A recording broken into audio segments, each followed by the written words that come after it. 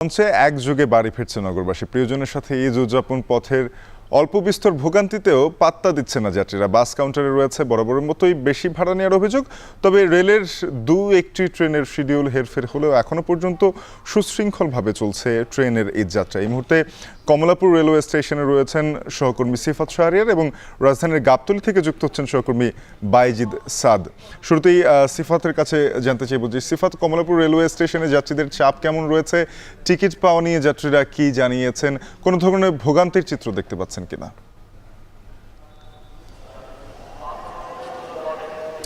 শাফিন, যেহেতু তৃতীয় দিনের যে ঈদযাত্রা সেটি শুরু হলো সকালবেলা, এবং আমরা যেটি দেখেছি আজকে একেবারে ভোর থেকেই অনেক বেশি যাত্রী চাপ। যেহেতু আজকে ছুটির দিন, গতকাল সবশেষ অফিস করেছেন যারা, তারা আজকে যাওয়ার চেষ্টা করেছেন, কিংবা যেহেতু 10 দিন আগে আগাম টিকিট কেটেছেন রেলের, সেক্ষেত্রে আজকে যারা টিকিট যারা কেটেছেন তারাই যাচ্ছেন। এবং ভোর থেকে যেই ট্রেনের যে চাপ সেটি আপনাকে একটু দেখাতে চাই। একেবারে আমরা যে টিকিট যে চেকিং যেখানে হচ্ছে সেখানে আছে, এক্সিট যে গেটটি রয়েছে তার ভেতরে এন্ট্রি যারা করছেন তাদের এখানকে প্রবেশ করার ক্ষেত্রে কয়েক ধাপে তাদেরকে আসলে যে চেকিং ব্যবস্থা সেটি করা হচ্ছে। এবং দেখতে পাচ্ছেন এখানে রেলওয়ে যারা কর্মকর্তা রয়েছেন দুপাশ থেকেই যারা চেকাররা রয়েছেন তারা সেটি পর্যবেক্ষণ করছেন, এবং যাদের টিকিট আছে শুধুমাত্র তারাই যেতে পারছেন শাফিন।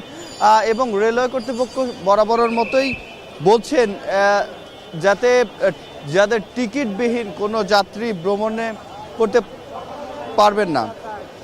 এবং এই যে সকাল 7:30টায় তখন তিস্তা এক্সপ্রেস প্রথম ট্রেন, তারপরেই 7:30টা তিস্তা এক্সপ্রেস যেটি ইতোমধ্যে 2 নম্বর প্ল্যাটফর্মে চলে এসছে, এবং 5 নম্বর প্ল্যাটফর্মে রয়েছে মহানগর প্রভাতী যেটি চট্টগ্রাম উদ্দেশ্যে 7:45টায় চলে যাবে।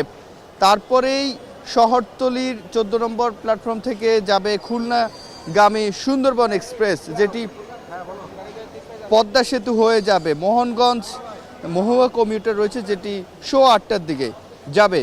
বুড়িমারি এক্সপ্রেস যেটি রয়েছে লালমনিরহাটের 8:30টার দিকে যাবে। অর্থাৎ এই যে ট্রেনগুলো রয়েছে সেগুলোর যে প্রথম 3টি রয়েছে যেগুলোর নাম বলছিলাম সেগুলো ইতিমধ্যে প্ল্যাটফর্মে চলে এসেছে, এবং রংপুর এক্সপ্রেস রয়েছে যেটি 9:10 যাবে। এবং দেখতে পাচ্ছেন এখানে যারা নিরাপত্তা কর্মীরা রয়েছেন আরএনবির, অর্থাৎ যারা রেলওয়ে রয়েছে, সেই সাথে যারা এখানে টিকিট ব্যবস্থাপনার সাথে আছে, তারা কিন্তু চেক করে তারপরে কিন্তু প্রবেশ করতে দিচ্ছেন। এবং স্ট্যান্ডিং যে টিকিট 25% শাফিন, সেটি তো কেনার যে ব্যবস্থা সেটি থাকছে প্রত্যেকটি ট্রেনের ঠিক 2 ঘন্টা আগে, যাত্রা 2 ঘন্টা আগে টিকিট কাটার যে সুযোগ সেটি থাকছে। এবং আমরা যেটি দেখছিলাম এটি যেটি রয়েছে এটি দ্বিতীয় ধাপ। এর আগেও শুরুতেই যারা আইনশৃঙ্খলা বাহিনী রয়েছে তারা যাদের হাতে টিকিট প্রদর্শন যারা করতে পারছেন না তাদেরকে প্রবেশ করতে দেওয়া হচ্ছে না। এবং তৃতীয় দিনে আজকেই সবচেয়ে বেশি মানুষ যাওয়ার চেষ্টা করছে রেলওয়েতে, এবং রেলওয়ে কর্তৃপক্ষ যেটি বলছে আজকে 1.5 লাখের বেশি মানুষ এই রেলওয়ে অর্থাৎ রেলপথে বাড়ি ফিরবে। তো শাফিন, এই ছিল আমার কাছে কমলাপুর থেকে সবশেষ। আমরা রেল যাত্রার খবর জানছিলাম। জানাবেন যে সিফাত বলছিলেন যে আজকে সবচেয়ে বেশি সংখ্যক মানুষ ঘরমুখ রয়েছেন এই যাত্রার তৃতীয় দিনে ট্রেনে, সেটি বাসেও কি একই রকম চিত্র কিনা? সেখানে অতিরিক্ত ভাড়া বা বাসের সংকট, যেহেতু অনেক যাত্রী, বাসের সংকটের কোনো চিত্র দেখতে পাচ্ছেন কিনা?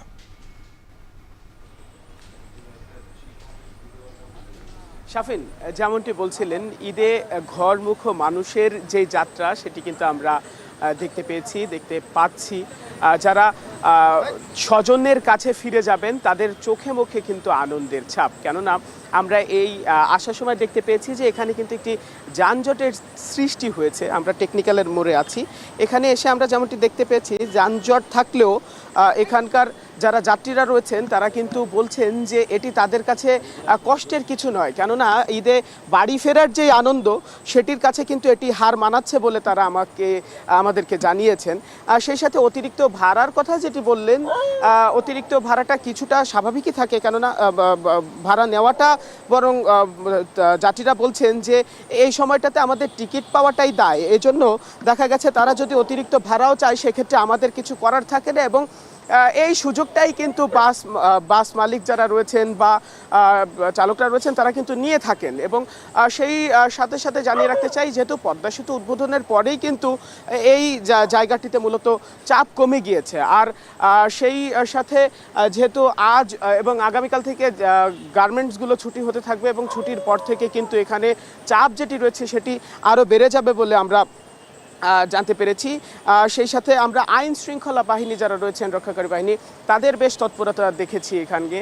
তারা যেমনটি বলছেন যে ঈদে যাত্রাপথে কারো দেওয়া খাবার যেন কেউ না খায় এবং তারা যেন সাবধানে যেতে পারে, সেজন্য চালকদের কাছেও কিন্তু যারা আইন শৃঙ্খলা রক্ষাকারী বাহিনী রয়েছেন তারা গিয়ে কথা বলছেন যে নিরাপদে যাতে যাত্রীদেরকে তারা তাদের গন্তব্যে পৌঁছে দেয় সেটিও কিন্তু তারা জানাচ্ছেন। আমরা দেখেছি যে বাস সংশ্লিষ্টরা বলছেন যে বেশি ভাড়া নেওয়ার যে কারণটি, তারা যে তাদের যুক্তিটা দিচ্ছেন সেটি হলো যে তারা যখন যাচ্ছেন তখন কিন্তু একটি ভাড়া নিয়ে যাচ্ছেন এবং আসার পথে কিন্তু তারা দ্বিতীয়বার সেই ভাড়া পাচ্ছেন না বা যাত্রী কিন্তু দ্বিতীয়বার তারা পাচ্ছেন না। এ কারণেই মূলত ভাড়াটা বেশি নেওয়া হচ্ছে বলে তারা আমাদেরকে জানিয়েছেন। অন্যদিকে যাত্রীরা কিন্তু এই ভাড়া বেশির বিষয়ে তাদের বেশ আপত্তি আমরা ওভাবে দেখতে পাইনি, কেননা দেখা গেছে তারা এই বিষয়টার সাথে অভ্যস্ত হয়ে গেছেন যে বাড়ি ফিরতে হলে ঈদের সময় কিছুটা বেশি ভাড়া দিয়ে যেতে হবে এবং এই যানজট পোহাতে হবে, এটির জন্য কিন্তু তারা মোটামুটি প্রস্তুতি নিয়েই বের হয়েছেন। এই ছিল আমার কাছে সবশেষ। হাজারো প্রতিকূলতার মাঝে বিশ্বের সর্বাধুনিক প্রযুক্তি